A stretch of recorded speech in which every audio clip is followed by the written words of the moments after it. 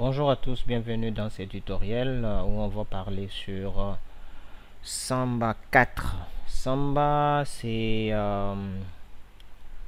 un service qui permet le partage des fichiers, mais ne se termine pas sur juste le partage des fichiers. Samba peut être un serveur d'impression. Samba peut être aussi contrôleur de domaine. Il y a des vidéos que j'ai fait avant sur Samba comme un serveur de fichiers, comment vous pouvez partager les fichiers dans un réseau sans authentification et avec authentification en créant des utilisateurs et en les mettant dans les groupes et en mettant des restrictions sur par exemple, un utilisateur ne peut pas écrire, ne pas créer un dossier, ainsi de suite. Mais dans ce tutoriel, on va parler plus sur Samba comme contrôleur de domaine. Voilà, on a des commandes qui sont de ces côtés ici. C'est les commandes qu'on va utiliser pour configurer Samba comme contrôleur de domaine. L'objectif, c'est configurer Samba et ajouter une machine au contrôleur de domaine qui sera sur le PC Linux. Et vous allez voir que Samba va inclure l'Active Directory qui permet aussi de créer des utilisateurs comme vous le créez sur le Windows Server 2012, 2008, ainsi de suite. Donc on va le faire ici, cette configuration ici, et on va ajouter une machine pour vous montrer que Samba peut être aussi un contrôleur de domaine. Donc vous n'êtes pas obligé seulement d'utiliser du Windows, vous pouvez aussi utiliser les Linux en installant Samba version 4. Voilà. Premièrement, on commence par faire de mise à jour. J'ai déjà fait les mises à jour pour éviter de prendre beaucoup de temps. Donc vous tapez la commande apt-get update. Ok. Et là, comme je vous ai dit, j'ai déjà fait des mises à jour. Voilà. Je fais encore apt-get upgrade. Voilà. Et puis apt-get dist distribution upgrade. Tout ça, c'est pour éviter que lorsque vous voulez installer, que vous ayez des problèmes sur les paquets. Parce qu'il y aura des paquets qu'on aura à installer ici, n'est-ce pas? Des fois, si vous ne faites pas de mise à jour de votre système, il y a des paquets qui ne s'installent pas. On dit qu'il manque de certains serveurs, ainsi de certains paquetages, listes, ainsi de suite. Donc, c'est pour cela qu'on fait des mises à jour. Ok. Jusque là je ne vais pas mettre l'IP adresse. Pourquoi? Parce que j'ai besoin de me connecter sur le net pour télécharger. Ici, si j'ai fait IPA, vous allez voir que mon adresse est le 10.2.15 et je peux pinguer google.fr, n'est-ce pas, pour dire que je peux télécharger. Et ma carte, j'utilise VirtualBox comme logiciel de virtualisation. Et vous allez voir que ma carte que j'utilise, il est dans le NAT, veut dire j'utilise ma carte physique. C'est pour cela l'internet, j'ai sur ma carte, sur mon PC physique, et je fais du NAT pour que ma machine virtuelle aussi puisse avoir de l'internet.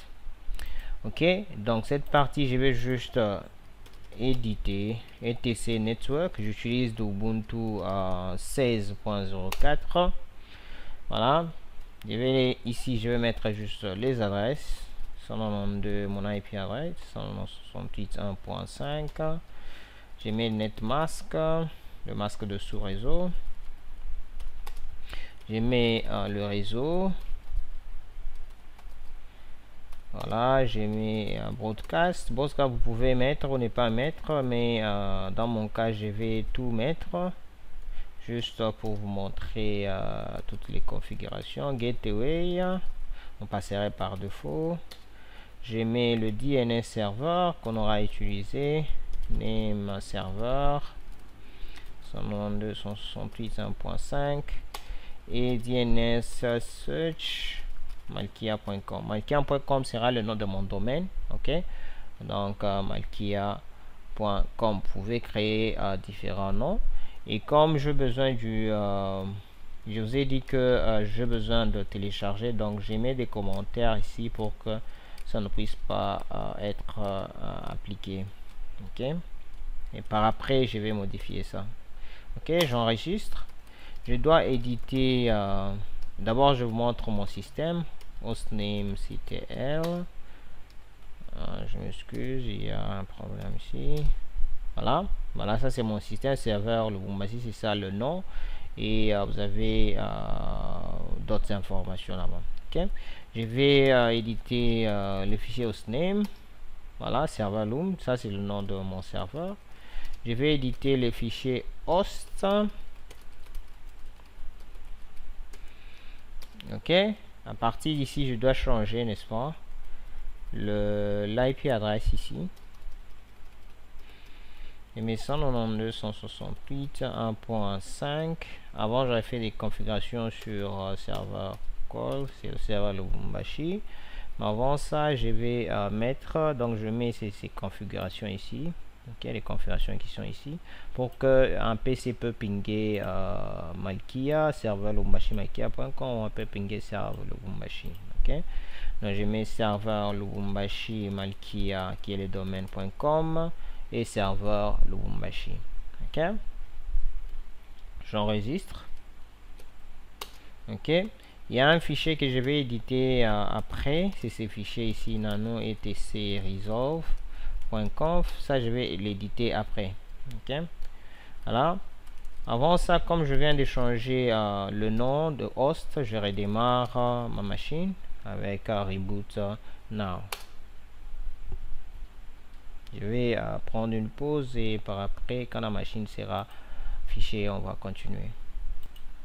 Ok, voilà, mon serveur vient de redémarrer. Vous allez voir ce serveur Lubumbashi. Je vais mettre le nom d'utilisateur.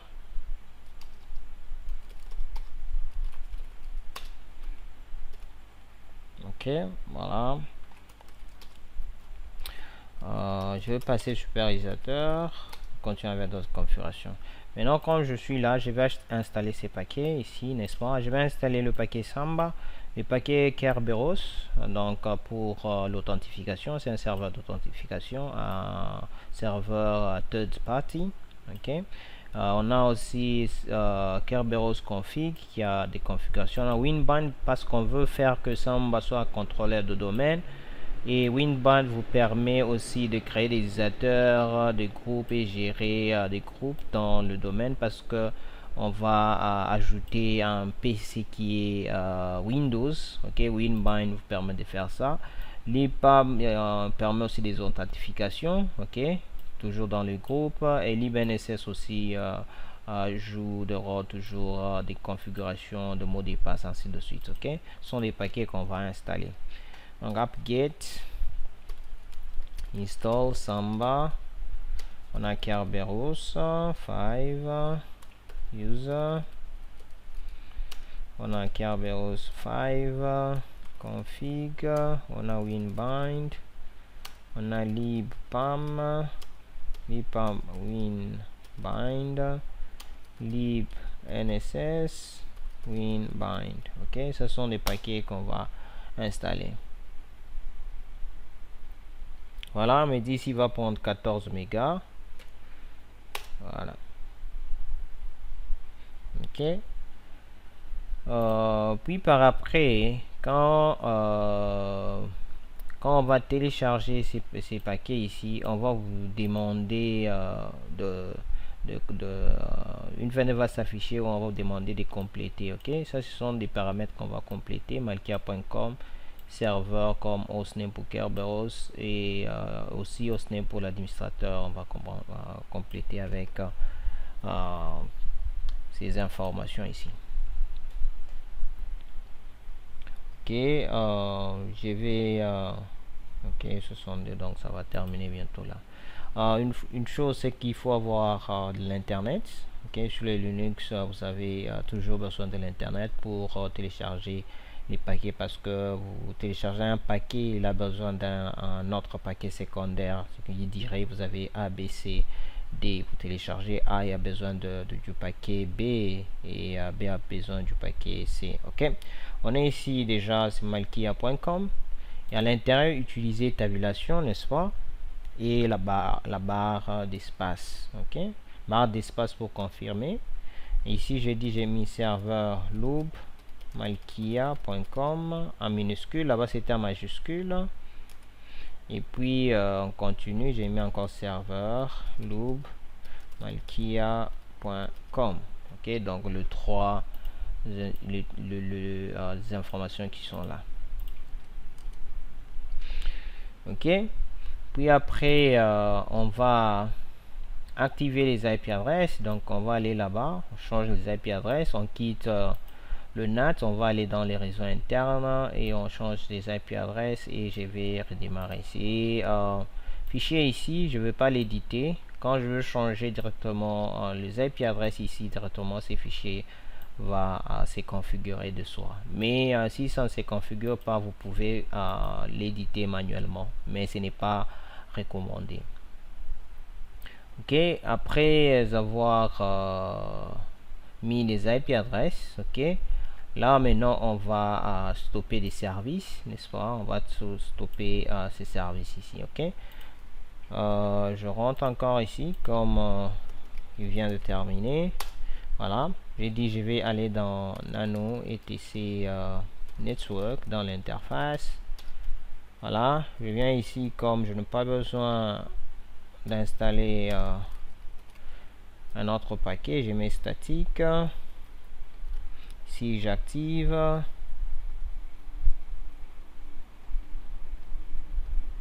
ok, je vais changer ma carte.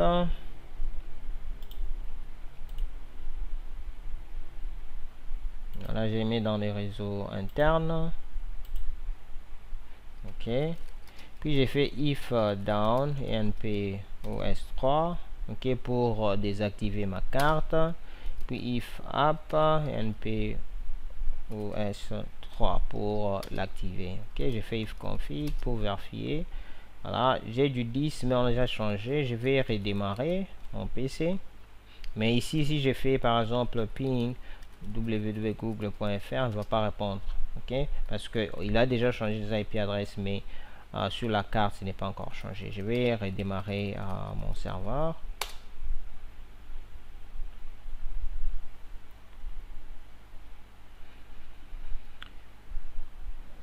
Voilà, puis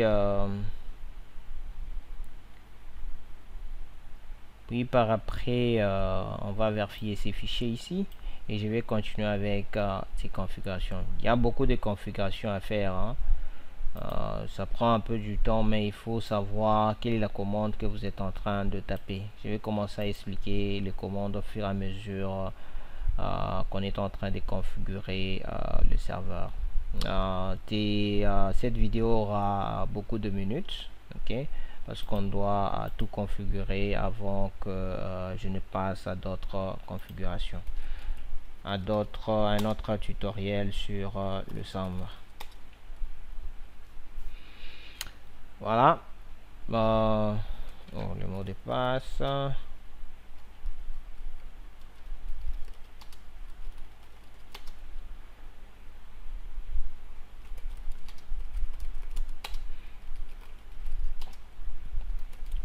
Ok, voilà, je vais vérifier, comme je vous ai dit, if config, on vérifie l'IP adresse. Vous voyez, il a déjà changé les IP adresses. Je vais vérifier le fichier tcresolve.conf. Voilà, il a déjà changé les IP adresses. Vous voyez, name server et search. Ok, et il a déjà changé ici, il a pris les deux ici, déjà c'est bon.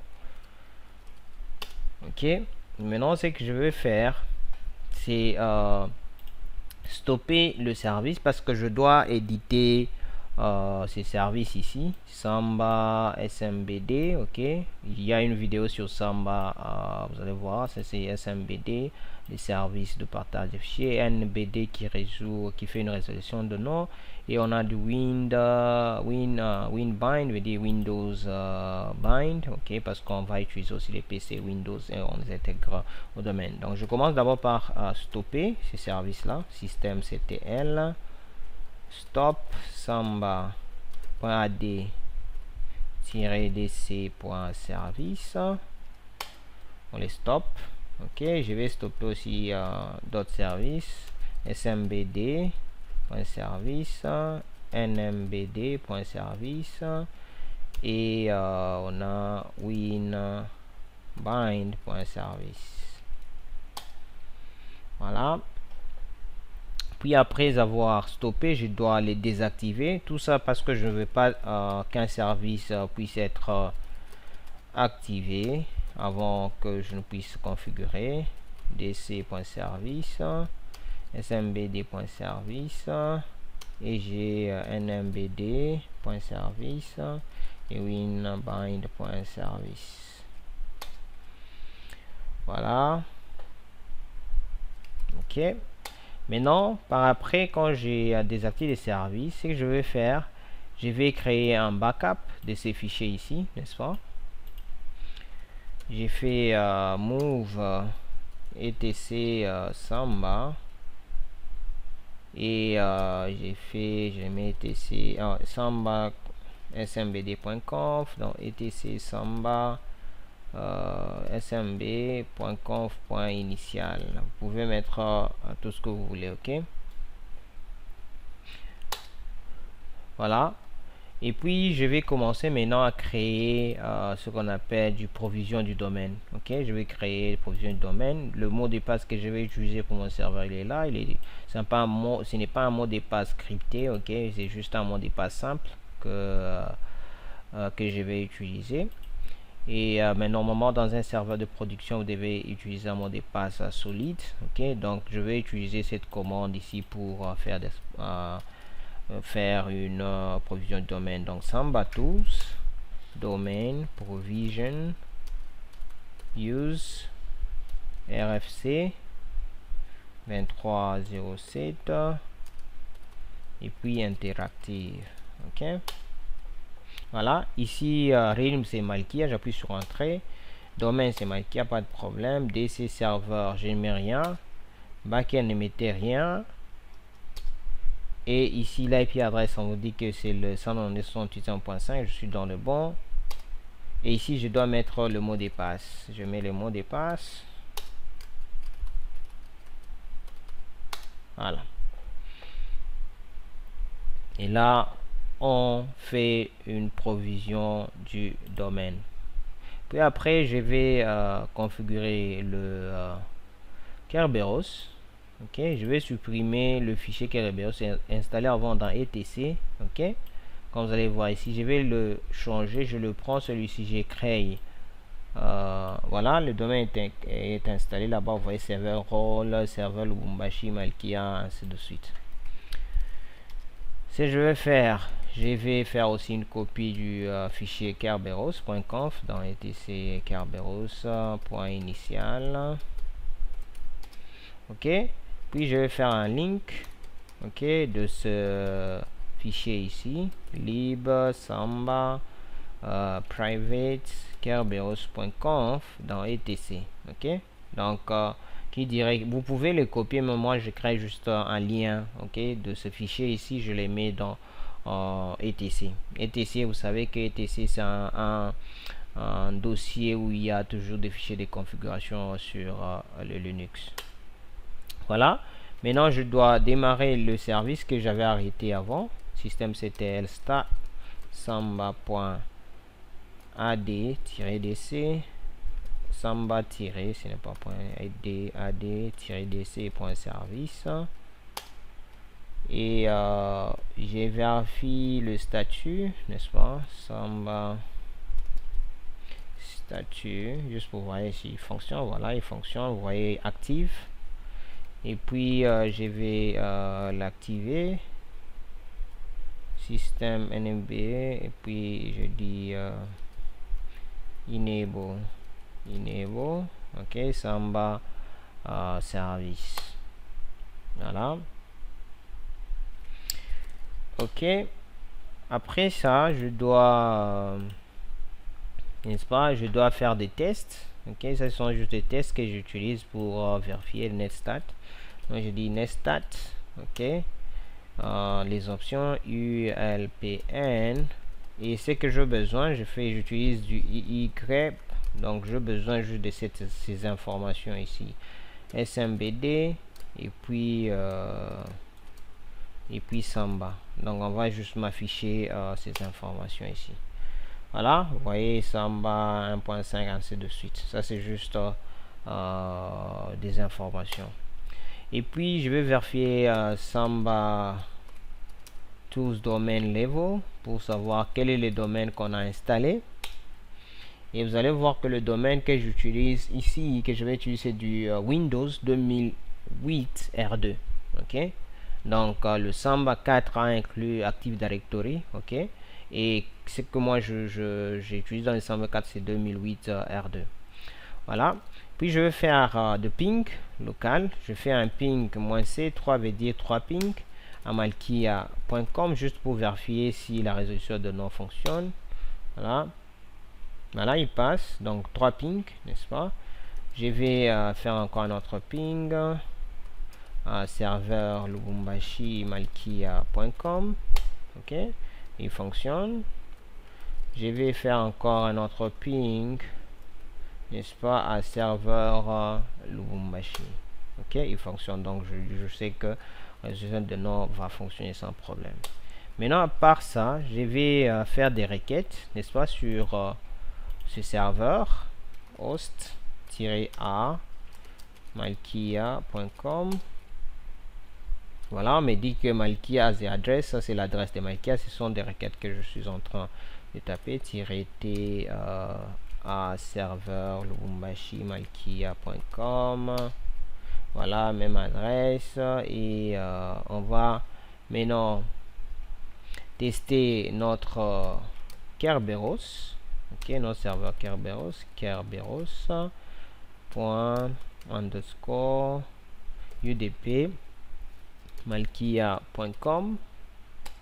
Voilà, ici vous devez avoir ces records ici. Ok, si vous n'avez pas ces messages ici, il veut dire qu'il y a un problème dans vos configurations. Ok, ici on dit Kerberos udp malkia.com as serveur record 0188.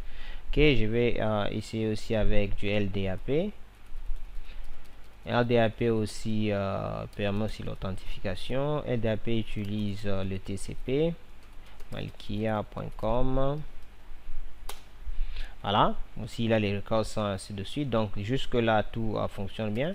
Kinit administrator, ok, @malkia.com, c'est vérifier le mot de passe, pas le mot de passe, vérifier la validité du mot de passe de votre serveur. Ok, je vais mettre le mot de passe, n'est-ce pas, que j'avais mis avant lorsque j'avais configuré, j'avais fait du provision du domaine. Voilà, on me dit que your password will expire, donc le mot de passe va expirer dans 41 jours. Ok, voilà, si j'ai fait klist, il va m'afficher les informations administrateur, le mot de passe, ainsi de suite. Ok, voilà, jusque là le serveur a été déjà créé. On peut ajouter, mais ce que je vais faire, je vais créer juste un utilisateur rapidement. Et ces utilisateurs, je vais les mettre dans les domaines, je vais l'ajouter dans le groupe domaine admin pour qu'on puisse maintenant intégrer un PC sur le Windows. Ok, ces commandes ici, on va le voir dans une autre vidéo où je vais parler un peu de commandes Samba Tools, comment créer un utilisateur, ainsi de suite. Ok, donc Samba Tools user list vous permet d'afficher les utilisateurs, ok, qui existent. Ça, ce sont les utilisateurs qui existent. Donc si j'ai créé un utilisateur là, Samba Tools user Nicolas par exemple, ok, j'ai créé Samba Tools user add, on a manqué commande user add Nicolas. On doit lui donner un mot de passe. Attendez, je vais créer l'utilisateur Samba Tools add Samba Tools user add Nicolas. Voilà, je vais mettre un mot de passe pour Nicolas. Voilà, voilà, il a été créé. Je peux le vérifier avec Samba Tools user list. Ok, vous voyez Nicolas est ajouté. Ok, maintenant je vais l'ajouter dans le groupe. Donc Samba to groupe list, vous affichez la liste des utilisateurs de groupe plutôt. Vous voyez là-bas on a un groupe domaine admin, donc c'est là que je vais l'ajouter. Donc j'ai dit Samba to groupe add member, je vais ajouter un membre dans quel groupe, domaine admin, et je mets Nicolas dedans. Ok, voilà, donc Nicolas a été ajouté au domaine. Ok, voilà. Puis après je vais me connecter maintenant sur un PC client et on va voir si le PC va se connecter sur la machine. Je vais mettre l'IP adresse. Ok, 192.168.1. et dans du 20. Si vous avez du DHCP, vous pouvez directement les configurer. 192.168, je donne 1.5. Donc son passera par défaut qui sera notre serveur 168.1.5. Ok,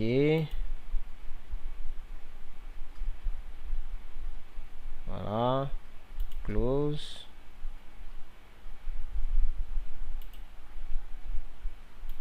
Ok, là je vais faire du IP config pour voir les IP adresses attribuées. Voilà, je vais premièrement faire un ping, n'est-ce pas, ping à 192.168, donc vers le serveur 1.5.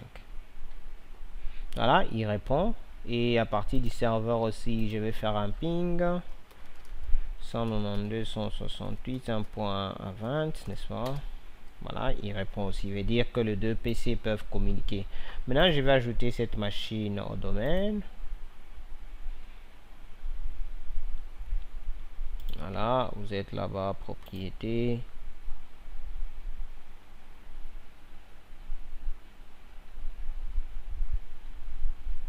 Voilà. Ok. Je vais aller là-bas. Voilà. Changer, n'est-ce pas.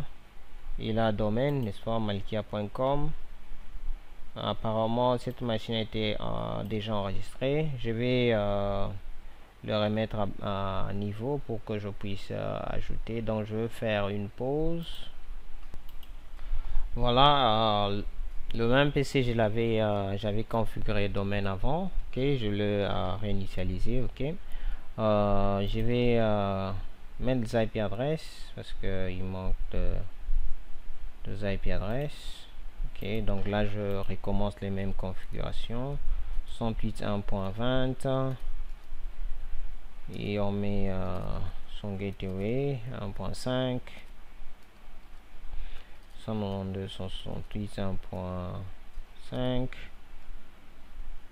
ok, ça va aussi. Ok, voilà, je vais ouvrir un CMD, commande prompt pour faire des ping, juste pour tester qu'il peut communiquer. Voilà, là c'est un message, n'est-ce pas. Vous pouvez cliquer sur oui. Voilà, là je ferme.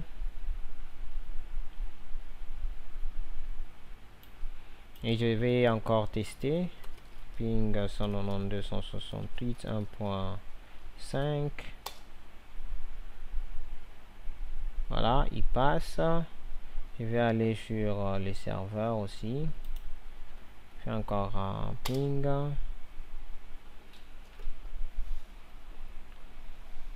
Là, sur le serveur, il ne passe pas parce que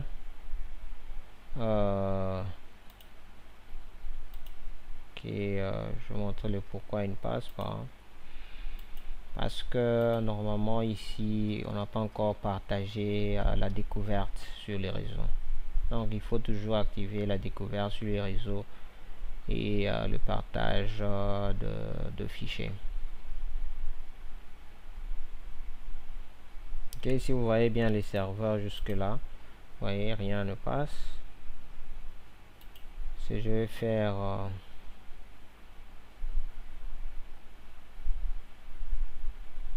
c'est activer, n'est-ce pas, la découverte et le partage des fichiers et l'imprimante. Voilà, et je peux vérifier maintenant sur le serveur.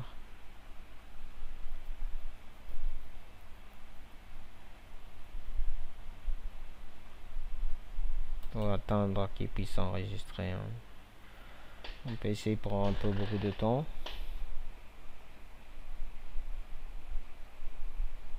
Voilà. Et là, vous voyez directement que le ping passe. Ok, comme les deux machines peuvent communiquer, je vais maintenant me connecter au domaine. Ok, domaine malkia.com.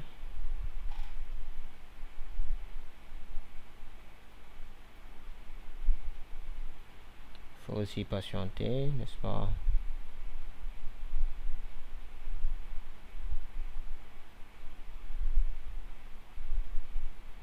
Voilà. Mon serveur il a 700 mégas qui est dans ma machine virtuelle. Et le Windows que j'utilise, le Windows 10 ici, il a 2 Go de mémoire. Ok, je vais mettre l'administrateur, n'est-ce pas? Quand vous allez sur les serveurs, n'est-ce pas? Ici sur les serveurs, on fait K-list. Ok, vous voyez administrateur. Ok, donc c'est celui que je veux mettre sur le PC client. Ok, administrateur en anglais, administrateur, les mots de passe qu'on avait créé avant.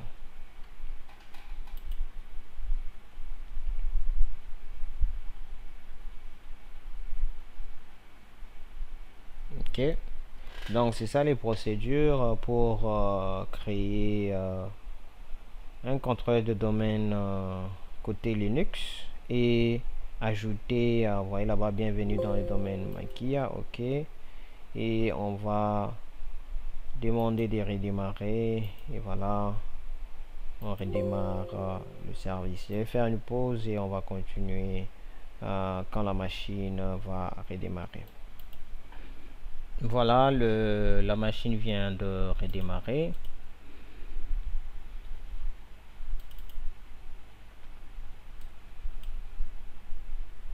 Ok, là maintenant je vais, voyez ici, je vais aller sur autre. Voyez le domaine ici, Malkia. Je vais mettre le nom Nicolas et le mot de passe que je lui ai attribué. Voilà, et Nicolas sera Nicolas accède à notre au domaine. Ok, donc je vais faire encore une pause parce que ici il va prendre du temps pour charger l'utilisateur qu'on vient de créer, mais ici c'est juste pour vous dire que l'utilisateur a fait partie du domaine et il peut se connecter sur un PC client. Ok, ça c'est comment est-ce que vous pouvez configurer un contrôleur de domaine.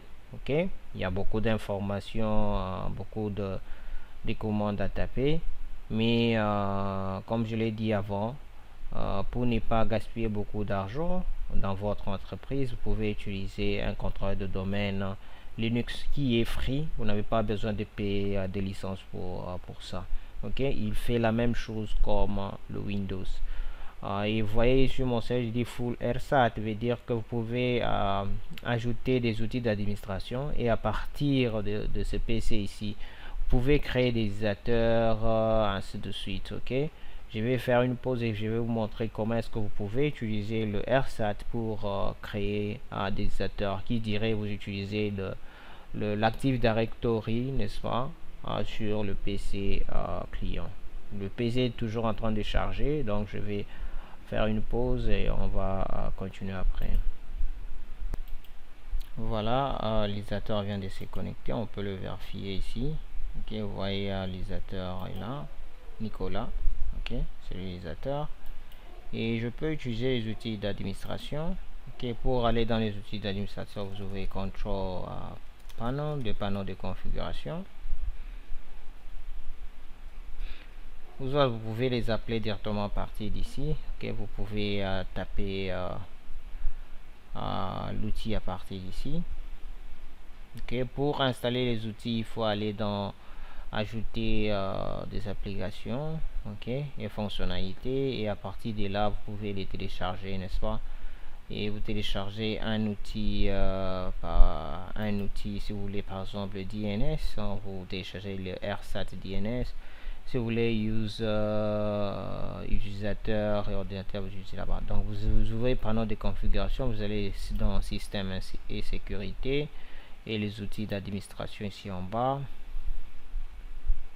Et voilà, vous avez une liste des outils d'administration. Par exemple, nous on a besoin d'Active Directory User and Computer, avec des utilisateurs et ordinateurs. Et à partir de là, je vais voilà notre domaine qui apparaît ici qu'on a créé, le domaine en question. Je charge les domaines, je vais dans utilisateur et vous allez voir que Nicolas a été créé là-bas. Ok, vous pouvez créer un utilisateur ici. Ok, on va créer juste un utilisateur rapidement. On met par exemple Bombo. Ok, Bombo, voilà. On y donne un mot de passe.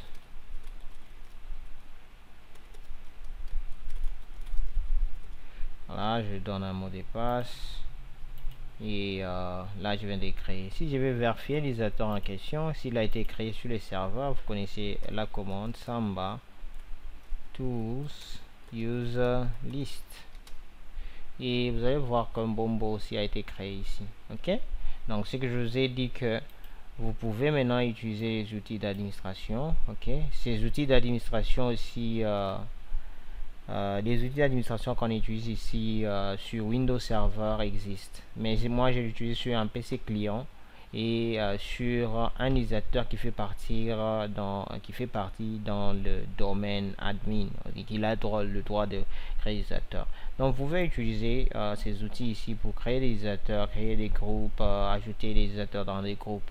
Mais si vous ne voulez pas utiliser ces outils, l'outil d'administration, ok, vous pouvez utiliser toujours le Linux en utilisant les commandes Samba tools user add, Samba tools group add, ainsi de suite. Ok, ce sont des commandes que vous pouvez utiliser ici. Donc si je crée par exemple un utilisateur ici, il va encore apparaître ici. Ok, donc pour vous dire que l'Active Directory a été créé. Ok, donc c'est Samba 4, il est très intéressant et vous permet à diminuer le coût dans les entreprises. Merci beaucoup pour avoir suivi cette vidéo, et soyez toujours connectés pour suivre la deuxième vidéo sur le Samba. Merci et bye.